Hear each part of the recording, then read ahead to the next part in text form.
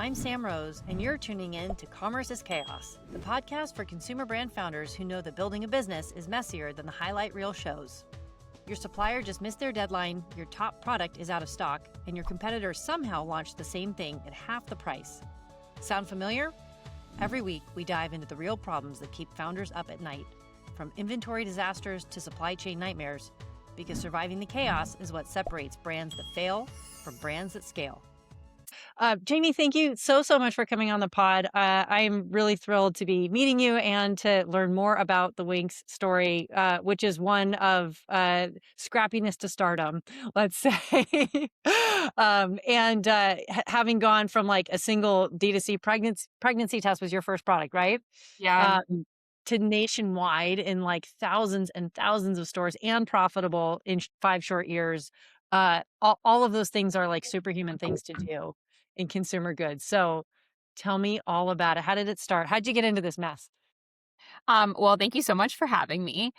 Um, yes, it has been going on 8 years, 7 years. So by no means overnight.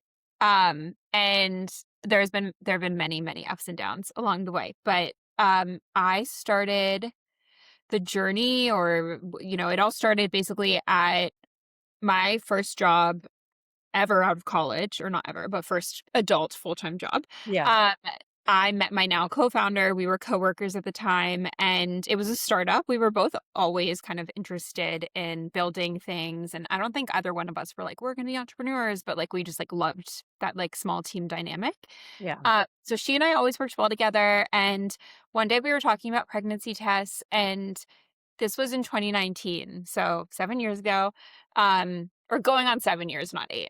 I don't want to age us even more. Okay. Yeah. Take that in your back. So I'll take it back. 7 years.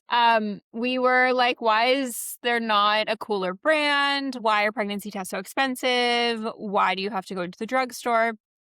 Kind of just like asking questions about the product in the category, which Yeah. led us to basically like just do a lot of research. We did a survey and we sent it to like every woman we knew. They sent it to friends. There was like this huge appetite to talk about women's health. And that kind of led us to launching our first product, which was a pregnancy test on like a Shopify store that we spun up like literally overnight. And it's changed. The business has changed a ton. Like now we have 7 products. We do not focus really on D2C anymore. We've grown a lot. Our brand has grown a lot. So it's just changed a ton. But like our mission is pretty much the same as that specific day that Cynthia and I had that first conversation, is like, let's just make it easier and like less confusing to get the products we need to manage our health. I mean, and what I love about that is that like you've chosen a difficult category to build in, right? It's I don't know, polarizing is the right word, but like there's sensitivities around it. Any kind of health, but particularly women's health can be very polarizing. And like the problem set that you're starting from is so similar like to the very best growth stories ever, right? It's just like, I've got a problem. It's bugging me. I want to solve it. Let's rock and roll. Start asking questions and really just turn something that you care about very personally into something that you can kind of share with the world. Yeah. I mean, it really is. It's definitely a complicated category, and it's gotten even more complicated over the Yeah. past 6 years. When we launched emergency contraception like a month before the Dobbs decision that overturned Roe v. Wade, and there's like so much customer confusion and miseducation about emergency contraception and birth control in general, and like access to health information is very hard to find right now. So like it's complicated on its own, but there's also like a political element that makes it even more complicated and confusing and polarizing. And also like on a tactical level, it's complicated because for example, we can't sell our products on TikTok Shop. We can't Right. really run D2C meta ads because of the nature of our category. So there's just like, it's like one hurdle after another. And like any business has hurdles and challenges, and every single business is extremely complicated, but like Yeah. we are in an extra complicated category. And I mean, that's such a good point. Like being limited from selling in certain channels. I mean, it's operationally hard enough. And then, there's just like regulations, self-imposed regulations, right? Just like, business Yes, regs, it all kind of gets in the way. Um, so totally. I really admire just your fortitude in sticking with it. Um, Thank you. Tell me a little bit about how you make SKU decisions within that framework, right? So, like, that certain things that you offer as a business are like going to be limited in the channels that they can grow into, uh, or at least have a ceiling around. Yeah. How do you choose the next SKU? Yeah, that's a good question. Up until this point, well, we haven't launched like a net new SKU, brand new SKU since 2023. What we have done is we've innovated on the SKUs we already have. So, like, we had a UTI test and a vaginal health test, and we've basically integrated a digital component. So now we have an app where you can like scan the test, the app will give you your results and connect you to a telehealth doctor. So, up until like this point, we've been thinking about okay, how do we make the products we already sell better, more educational, easier to use, more accessible? But moving forward, it's a really interesting question because we are at a place now where we're in retail, we're profitable, we're really, really thinking about the future in a big way for the first time in a while after just like hustling. I hate that word, but working so hard to like get into retail. Wait, why do you hate the word hustling? I don't know. It's just like, it's like the hustle culture. And Yeah, I feel like I don't know. I just used it. So I fair. don't hate it too much, but I feel like it Maybe you don't gets hate it thrown too much. around. No, well, I Um, know what you mean. I didn't mean to call you out in that way or catch you out no. in that way, but yeah, it's so interesting how like certain words they change in what they represent to us, right? Like first you get the hustle is real, and then that turns into hustle culture, and then that turns into like being allowed to be mean to each other at work, and like that's Yeah, not yeah. so that's Or, maybe like, what you're lack of work-life balance or, like I mean, this is another conversation, but some people say, like, "Oh, you have your own business, you must be working around the clock all the time," and it's like, it's weighing on you all the time, but, like, Cynthia, my co-founder, and I think, have always prioritized really, like, work-life balance and working kind of a regular work week. Like, of Yeah, course, there are times where it's, like, crazy, but I don't think I work any more than, someone who's an employee at an employee for a job they love. I don't like clock in, clock out, but, yeah, yeah, I don't it's not like this round the clock. I just think that's not sustainable and leads to worse business outcomes. Like, we do yeah. such a better job when we're, like, rested and recharged. So maybe that contributes to my aversion to the word hustle, but, um, You're allowed, you can have it. for product development, what I was gonna say is, like, we're really taking a new kind of, like, high-level strategic approach to what products we're launching next for the first time kind of ever, which I'm really excited about. We're gonna be doing a lot of, um more like formal, like customer research, focus groups, market research. Like in the past, it's always just been very obvious to us what we should launch next based on customer feedback and what we were seeing in the market. And now we're kind of at a point where we're like, okay, let's take a step back and really think about where we want this brand to go with our next set of products. Yeah. Yeah, I mean, I that really makes sense, and giving yourself the time and space to be thoughtful about it is like, it's hard to put a dollar amount on that actually. That's Yeah. it's a different type of investment, but we do have balance sheets, like, as people, Yeah. and I think it's really easy to lose sight of that, and I've lost sight of it for sure, like, plenty It's of so times, and then hard. I'm like, "Wait, I forgot about my kids," or, like, whatever. Like, um, I'm kidding, kids, I haven't forgotten about you. Uh, okay, one of the ways that you have engineered, like, extraordinary outcomes and profitability for yourself, is to create, like, a great community and content platform, and, I'm trying to do that too, by the way. That's what this podcast is just like, Yeah. how can I connect with cool people, and hear really interesting stories and learn myself and maybe learn in a way that is helpful to others, and in so doing, just, like, better the world, Mhm. and plus commerce is chaos. True. And, I would love to learn more about Real Talk, and just the approach that you've taken to content creation and how that kinda helped you drive, outcomes for the business in addition to just outcomes for the people that you're touching.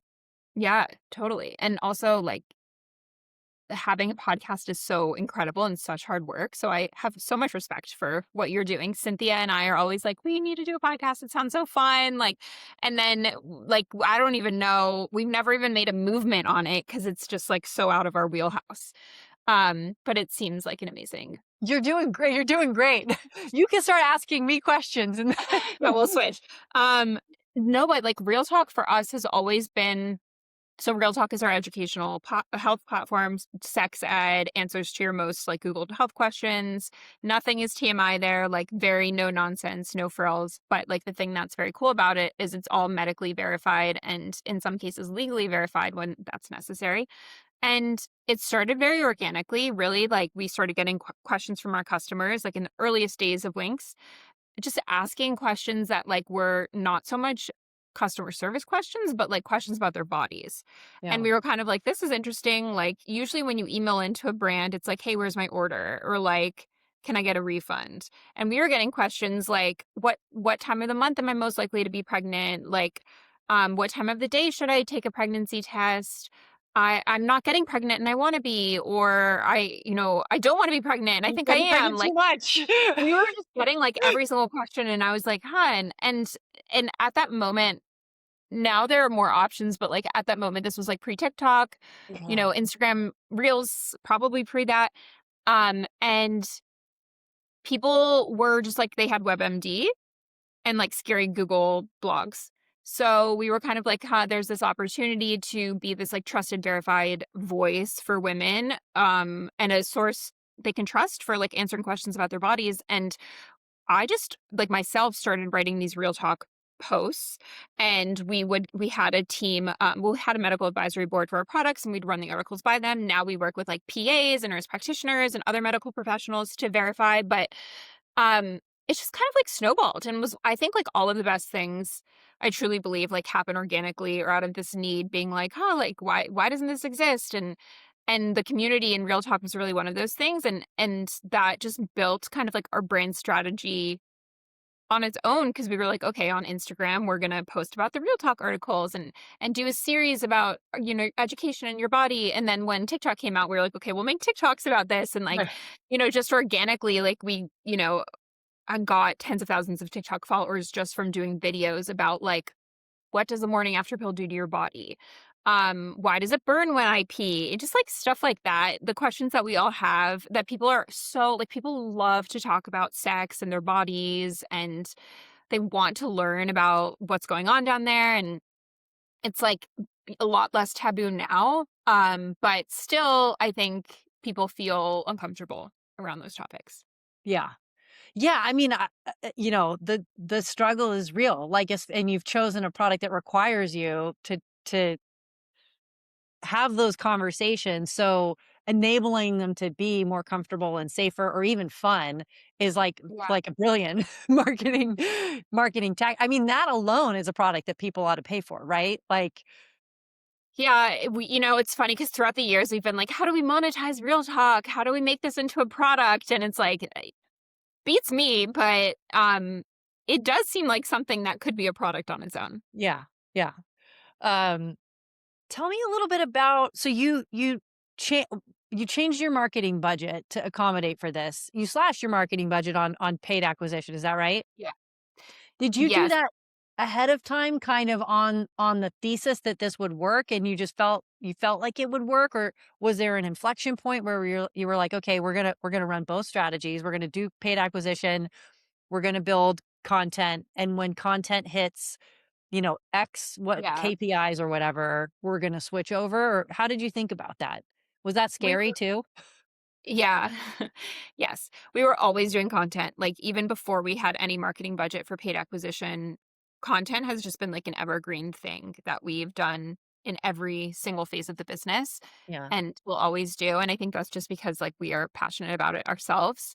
Um, and I think it's so important for the brand. But paid, we raised venture capital in like 2020 and 2021. And that was just kind of like the heyday of Facebook ads, Instagram ads. And then the algorithm shifted, iOS 14 happened, and it became a lot less profitable to acquire a customer through socials. And like our unit economics just like weren't making sense.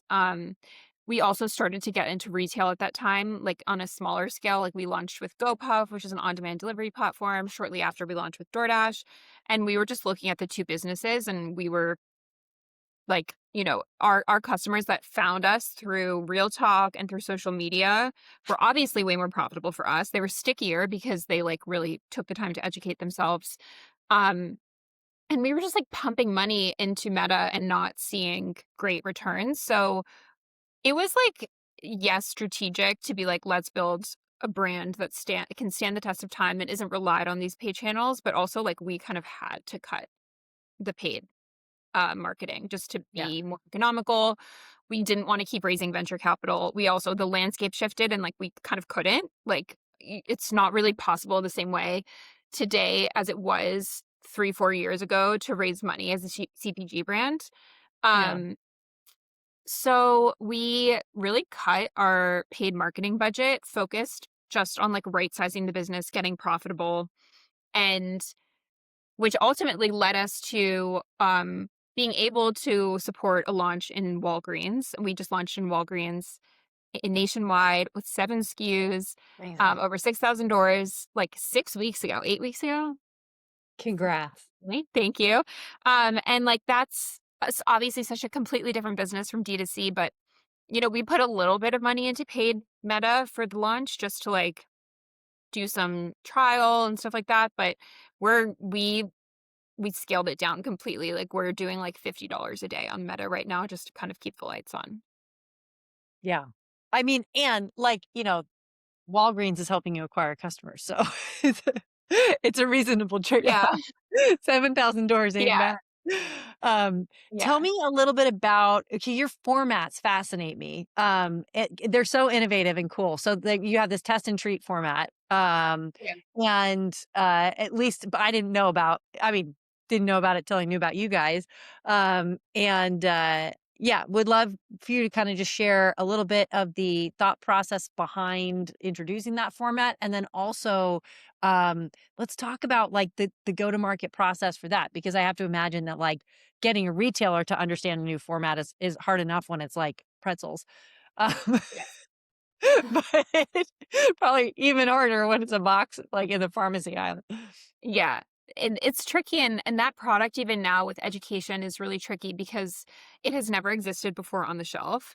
And when we acquire a customer online, they find an ad, maybe they've watched a video about our product, they've looked at our socials, and then they come to our website, and then they have our website. But like when you're at Walgreens, if you don't know about our brand and you see us on shelf, like we're kind of now thinking about, okay, what are other ways to educate on shelf?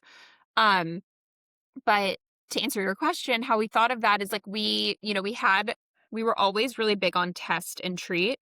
So we sold or had a yeast infection test, and we sold 3-day yeast infection treatment. And then we had a UTI test, but we were like, we can't sell UTI treatment because it's only prescription. Yeah. And you can't treat a UTI over the counter. So it was always kind of like a pipe dream. Like, what if we could sell a prescription treatment somehow, like in the box?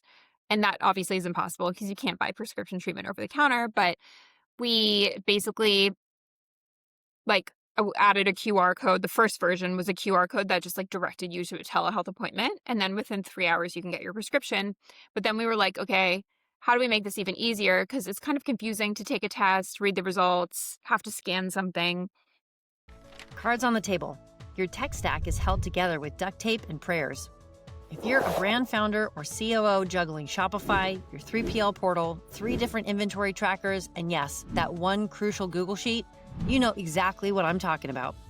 Orders get lost, inventory counts are fiction, and your seamless integrations break every other Tuesday. Endless Commerce changes the game. One platform for everything. DTC, wholesale, marketplaces, the works.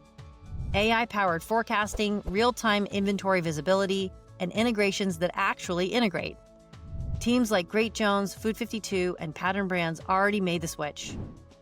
Ready to ditch the chaos?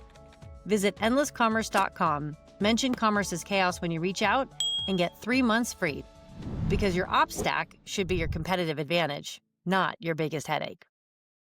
So we launched an app that basically you scan a picture of your test and it reads it for you. And Mm, based on your answer will direct you to treatment. So like most diagnostics that are on shelf, like all of them really, you take the test, then you're left to your own devices to figure out what to do. And that can be really overwhelming.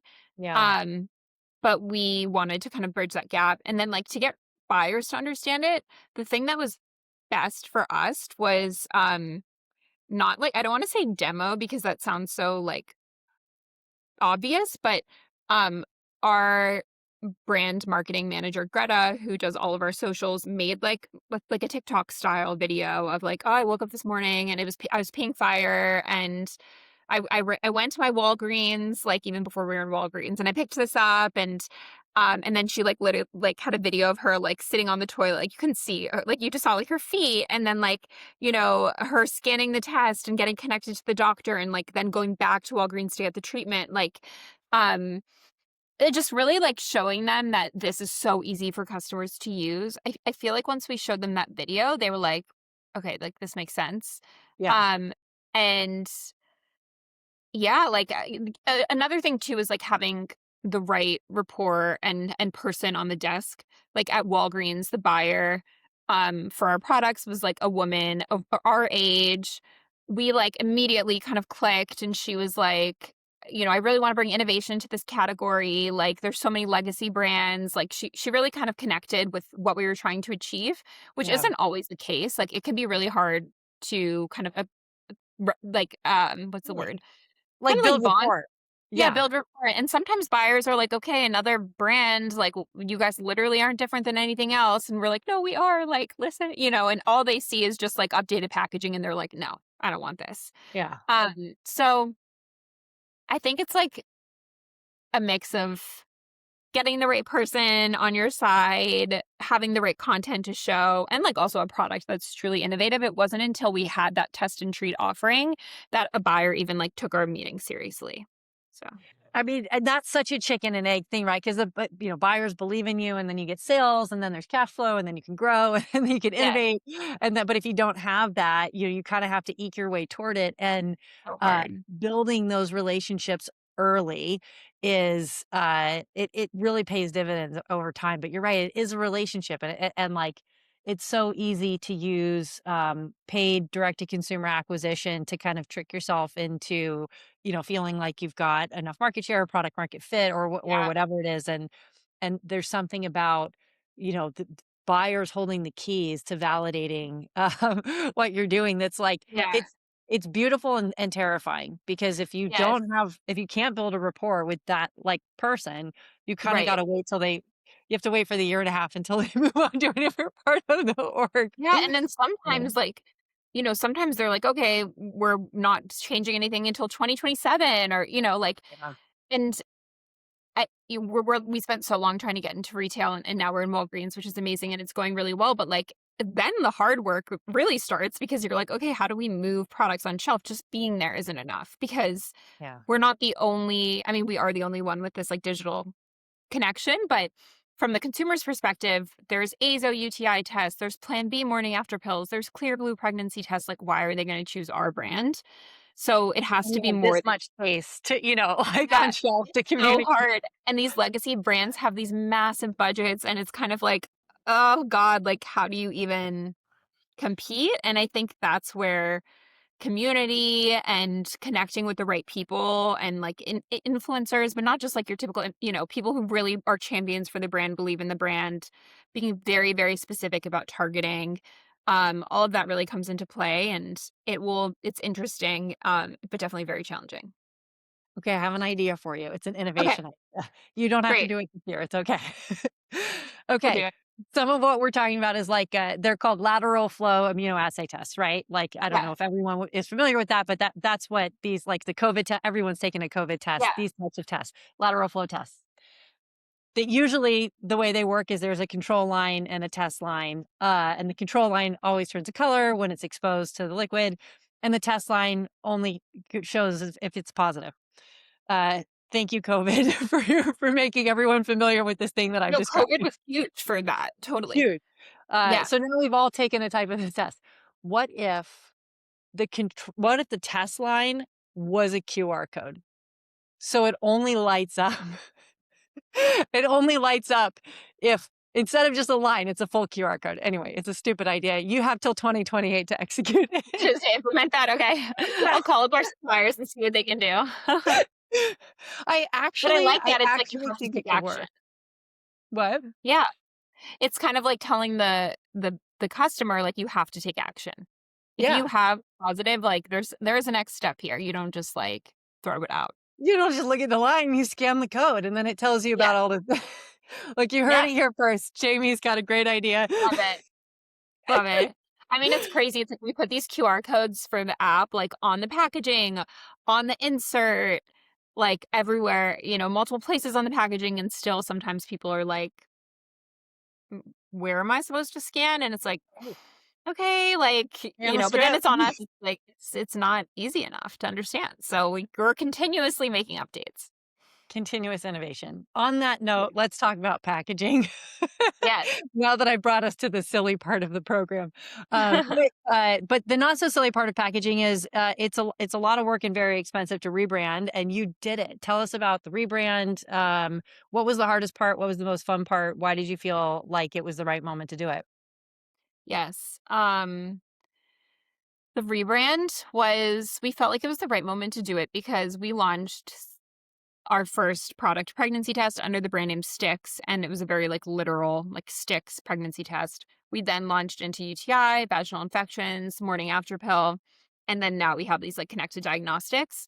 So we just felt like we needed a name before we launched on retail shelves that was less literal and more like it more like represented what we stood for, what our brand was growing into. And we chose the name Winx because we felt like it was like a nod or a wink to let, the woman, the shopper, her know that we're really in her corner. We've been there before. We just thought it was like a little bit more playful and um, less literal stick metaphor.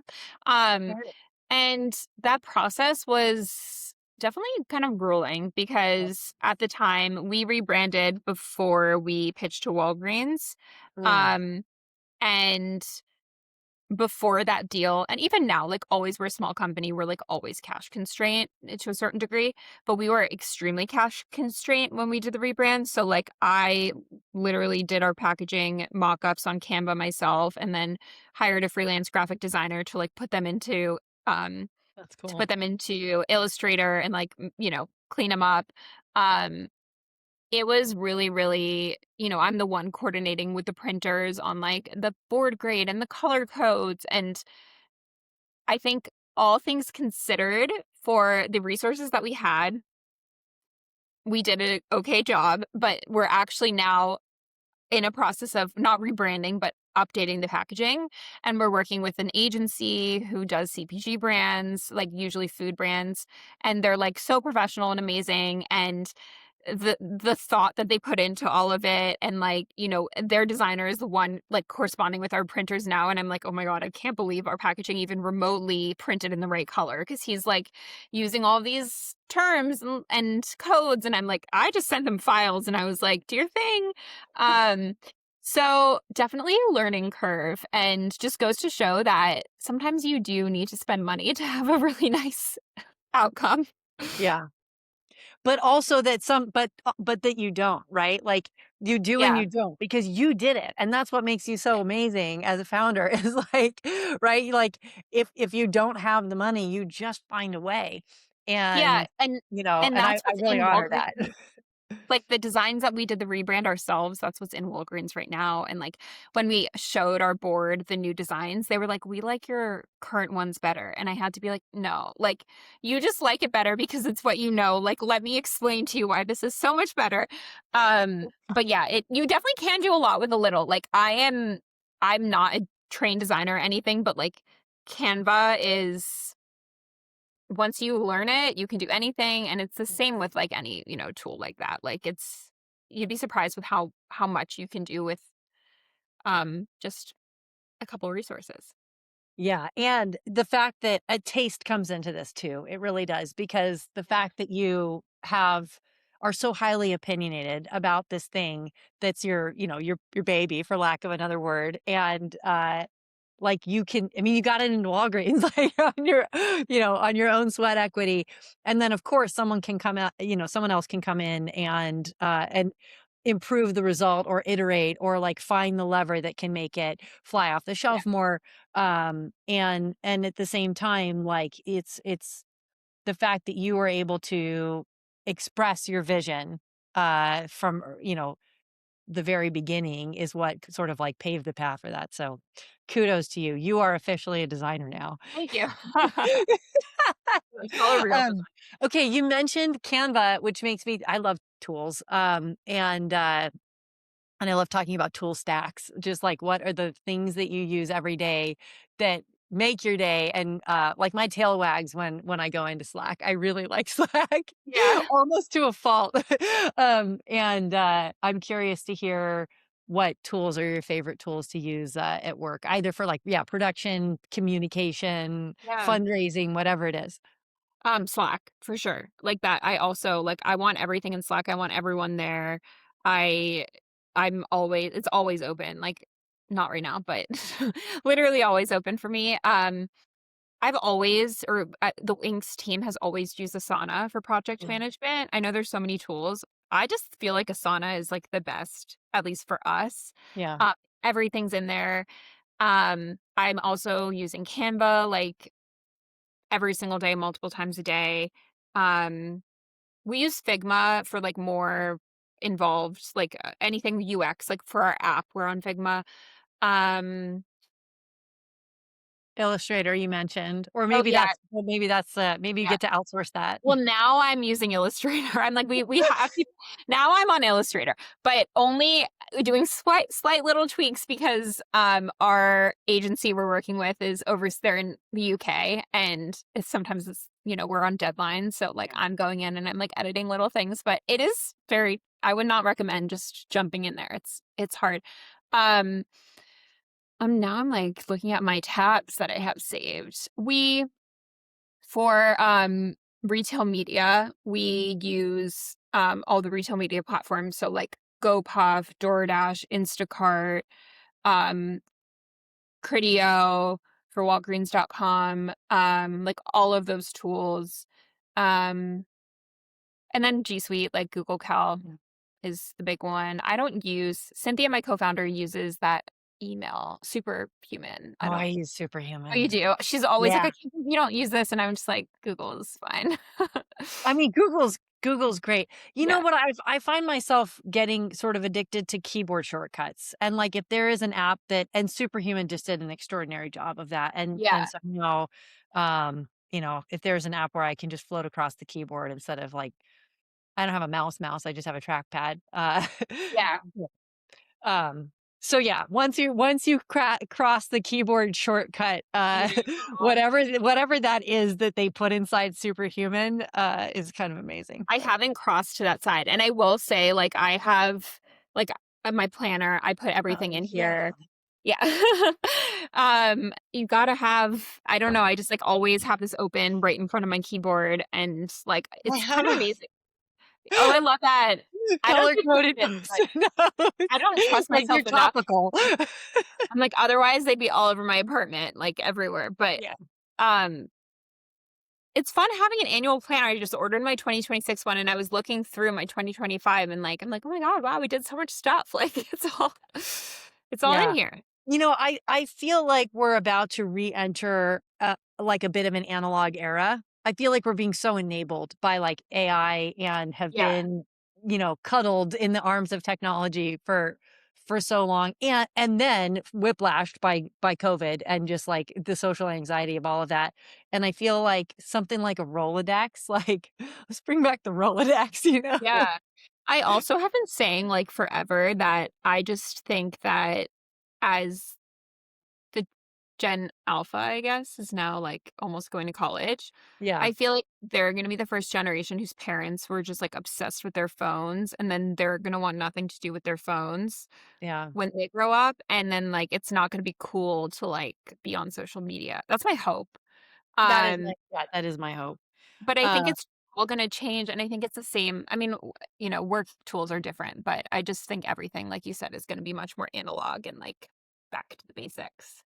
yeah. I have to give a that prompts me to give a little, virtual hug and shout out to one of our clients, Tin Can, who is making this analog phone for kids, and I just bought, like, one for them and all of their friends for it's Christmas time, depending on what time of year Yeah, you're listening to this podcast, but we're recording it at Christmas time, the holiday season, and yeah, like these I refuse to give my kids cell phones because I want them to touch the grass, yeah. uh, but they wanna talk to each other, How and old are your so kids?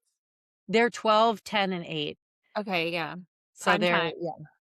I was at my this we're totally on a tangent, but hopefully someone's getting some entertainment value out of this.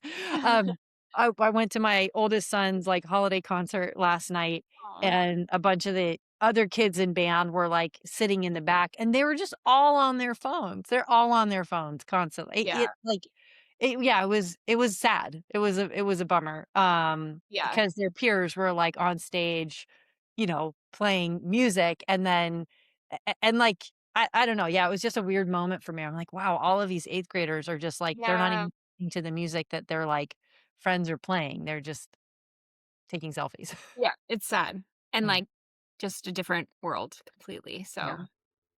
it sounds like Okay. you're navigating it the Yeah, correct well, resist. yeah, Back to Winx. Back yeah. to you. What has been the most surprising part of this whole journey for you? You could pick a year, it could be this year or maybe since you started and kind of took the leap into founderdom. What's like a preconception that you had about what it would be like that is maybe turning out to be different? Um, I think, like, patience has probably been the biggest surprise/lesson. Um, when we started Winx, we, within the first, like, 18 months raised venture capital. And it was all like, you want to triple your business in the next year and grow and then sell within 5 years. And you hear all these huge success stories from other founders. And every time I'm on LinkedIn, it's someone else is like, I just exited my company and blah blah blah. And I'm kind of like, I'm I've like abandoned that belief that we're going to be this like overnight success. One, because it's been 6 years, 7 years. And two, like, I just think that building a brand that has longevity and can stand the test of time takes a lot of time. And I really think that Winx like can be a household name and like can outlast a lot of these competitive brands that like raise a ton of money and blow up and then disappear. Like that's another thing that surprised me too. Like we've had so many competitors like pop up over the years that we find out about, and in the beginning it used to like crush me. I'd be like, oh my Yeah. god, like they just raised so much more money than us. Like they're launching in Target, like oh my god, we're done. And then like 3 years later they're gone. Yeah. And I just think that things take time and patience, and just keep putting one foot in front of the other. That's just been the biggest like surprise and lesson to me. Yeah, and I'm at a place where I'm like comfortable with it. I'm like, this could take years and years and years more. Yeah. And I don't know if we'll ever feel like, okay, we did enough. I've I feel that a lot. I always felt like David in like every fight that I've ever been in. And there's always like and I'm picking big fights. Like, what am I Yeah, doing? same. And I think one of the things that a couple things have helped to ground me in just the rinse and repeat of that. War is the metaphor, like that battle. Um, and one of them is to turn everything into a game as much as I can. Like that's where I get the energy from. You never get sick of playing games, right? Like so if you I can love turn that. this Yeah. thing into a game, then odds are you won't get bored and you won't be disheartened. That's really helped me. And another thing that's helped me, and I'm along the lines of what you just shared is just like not to be scared when the competition comes swinging at you, just Yes. like stay the course, one foot in front of the other, and there is something to be said for just diligently applying yourself and like allowing time to pass and just knowing that you're just gonna be there and you're gonna be there. Yeah, And totally. I think that helps to calm, I think a little bit of what I'm hearing, but maybe I'm projecting onto you, but you'll have to tell me if I'm right, is that just the calmness that can come from that, right? Like knowing that you don't have to rush and it doesn't all Yeah, have to be finished. And like you can put your pencil down at 6 p.m. and pick it back up in the morning and it will be there for you. yeah, Um, and I think that that is like a really healthy antidote to hustle culture. And like I mean, sometimes I'm panicking at 10 p.m. because I haven't like finished my inbox.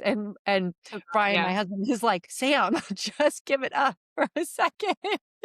And I admire that, I admire yeah, people who have that more naturally. And also I think it's a really important thing for us all to foster in ourselves. However yeah. naturally it comes. Well, there's definitely it ebbs and flows, and it's easier said than done, but I agree. I Yeah. also think that I've noticed that, colleagues and coworkers of mine who have children are always working at 10 PM. It's like a and because That I think it's like your kids come home from school, you put work down, you do all of that, and, like, then when they go to bed, you can have time to yourself again, whereas, like, for me, if I go till, like, 7, I'm done, you know? So yeah. I do think it's, like, easy different That's circumstances for just everyone, but I'm gonna tell Brian you said that. literally, like, all the everyone I work with who's a parent is constantly firing emails at 10 PM, and at first I was like, "What is wrong with everyone?" And then I'm like, "Oh, like, this is, like, the only time they can." So, Yeah, you took your break at 5, you know? yeah. Um, I would love to hear, a little bit about, and I'm just guessing into this, so you can tell me if the answer is, well, not very much right now, but I'm always just curious, like, new products. Are you thinking of new products right now, or are you, if not productizing, are there areas of your customers' need that are, like, particularly inspiring to you at the moment or that you're listening to or hearing a lot of? We're starting to, like, explore and do a lot of research into new products. We don't know exactly, like, what the product is quite yet, but we Q1, one of our, like, objectives is to do focus groups and surveys and a lot of market research so we can have, like, a better path to work on new product development for the rest of the year. So, that's definitely a focus, but I don't have an answer right now. That's okay. The other version of the answer is, I could tell you, but I'd have to kill you. So Yeah. I'll, I'll take your answer. um, Tell me a little bit about, yeah, like your co-founders have such unique relationships. And I'd love to hear about your co-founder relationship and the energy that it brings to you, and maybe a little bit too about if you do kind of a divide and conquer, the parts of the business that you find yourself sharing the most, and then the parts of the business that you find yourself just sort of like, as the main contributor to. Yeah. Cynthia and I have been working together now for over 10 years and have been working on Winx together for 6, 7 years. I obviously can't Oh, remember. you said it. Yeah, I don't know, 6? Oh, 6, 7. Sorry. I have a 12-year-old. Yes. So you're more aware. I'm like just learning about all this stuff. I do have a 13-year-old nephew, so he keeps me young.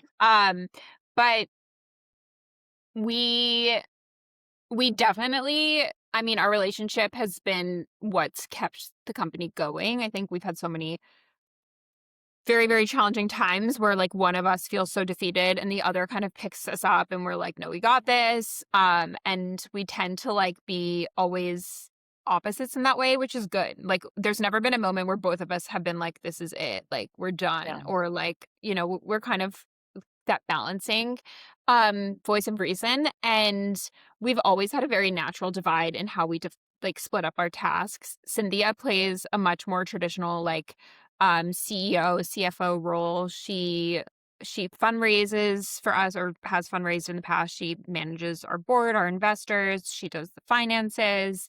She manages our supply chain team. Um, and then I've had more of like a CMO role. So like I do all of our like brand, marketing, creative, and what we share really is product. We are both working all the time on improving our products.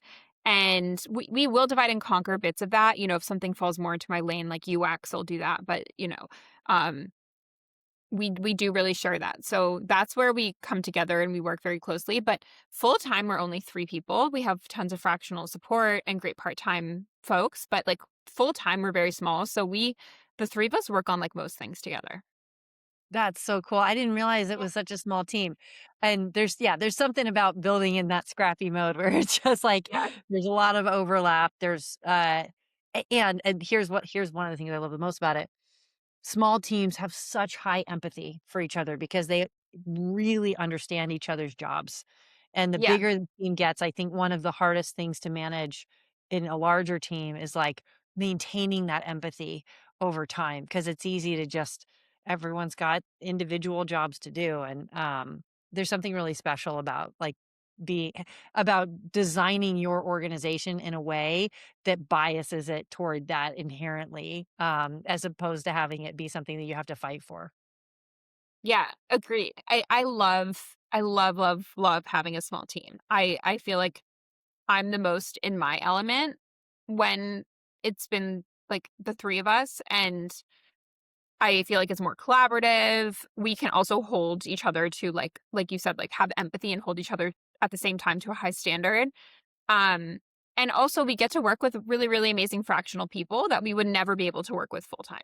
So Right. I think it's kind of like the sweet spot. I mean, I'm sure as we grow, we will need more full time people, but for now, I'm like, let's keep it this You're way. happy with it. Yeah, yeah, that's great. And so that kind of leads me to a little bit of a better understanding for how you're managing both like what's effectively a hardware and software business simultaneously, which is a difficult thing to do. Tell me a little bit about just how like what it feels like to be in both of those worlds at the same time. I like it because it's like there's constantly something new to work on or explore. And we have great partners in our contract manufacturers and also like our app. We have a great part in telehealth partner. Like we are not managing anything fully in-house. Which comes with its own challenges because it's Yeah. like always going to be a little bit more challenging when not outsourcing per se, but working with partners. Um, but I like it because, like, with the digital, we can fill gaps that we're not able to fill with physical, and with physical, we can fill gaps that we're not able to with digital. So Yeah. it's a nice little like merger of having this like full comprehensive approach to health. Um, but definitely not without its challenges. I mean, there's always like a bug that we have to fix, or there's always something that we need to change. So, you know, day by day. And how are you I mean, it sounds like you're working with some extraordinary people. How do you find them? Like, what's your recruiting process for finding a great contractor or, like, a great technology partner? I think like referrals from people we've worked with and trust in the past are how we've found each specific person. Um, Going back to like the very beginning, we did an accelerator in 2019, and there we met someone who had a supply chain consulting agency who we ended up working with. One of his teammates, she was awesome. She then ended up introducing us to now our fractional, like a COO almost. Um, One of our investors introduced us to an advisor who introduced us to our fractional CFO. So, like, I think just working with good people who can be vouched for is so important. I don't think I've ever had a good experience working with someone that I've just like cold emailed or has cold emailed me. Right. But that's not to say it doesn't happen. I think it's just, like, harder because having people that, I think it's such a good sign when someone's like, "Oh, you have to talk to so and so. I worked with them at 3 different jobs." I'm like, "Okay, Yeah. I wanna talk to them." Because Yeah. if there's an employee or a teammate you want to keep around in multiple different roles, like, I feel like that's pretty rare. Yeah, and I mean, it helps shortcut, the search Yeah. so very much. Yeah, the longer I roll around in all of it, the more I just really have come to appreciate how much relationships impact commerce at every stage. I mean, we were talking earlier in our conversation about Uh, buyers, and then like, finding great colleagues, finding great contractors, finding great suppliers, like so hard. um, at the end of the day, the humanness of it all, is, yeah, just, extraordinary. Yeah. It's amazing. It's fun because it, like, just I think anything relational is more interesting to work on. Yeah. So, I like it. All right, last little bit before we wrap up. Is there Okay. anything you wanna share with folks that are listening, either personally about the product, something that's inspired you, that, before we wrap, they should know? Um, I think that the big news right now is that you can find all 7 Winx products at Walgreens. And we're gearing up for another really big, exciting retail launch in 2026. Um, that is a secret for now. And yeah, just like keep us in mind if you ever have a question about your vaginal, sexual, or reproductive health. Um, follow on our socials. We do tons and tons of educational content, and it's a good time. Awesome. Thank you so much for coming on. Thanks for sharing your experience. Thanks for bearing with my silly ideas and questions. Great, but all right, we'll see you at Walgreens. Bye. Thanks for joining us for another episode of Commerce is Chaos. If you're listening, I have a feeling you know just how much good leaving a 5-star review can do for a team. Drop us a review on Apple Podcasts and subscribe to Commerce is Chaos wherever you get your podcasts. Don't forget to subscribe to our Substack, also called Commerce is Chaos, for more good stuff and actionable tools to build your business.